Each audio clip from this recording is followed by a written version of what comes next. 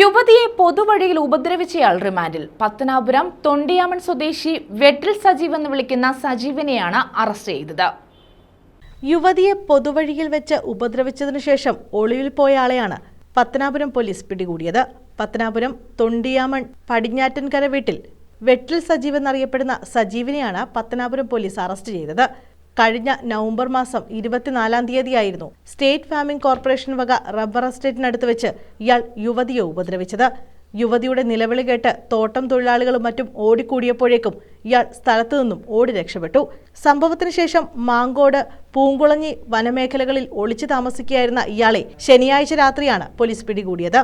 Pathanapuram inspector Biju, SI. Saralal, civil police ഓഫീസർമാരായ ഹരിപ്രസാദ്, രാജേഷ്, രാജീവ്, വിനോദ്, വിഷ്ണു എന്നിവരടങ്ങിയ police സംഘമാണ് പ്രതിയെ പിടികൂടിയത്.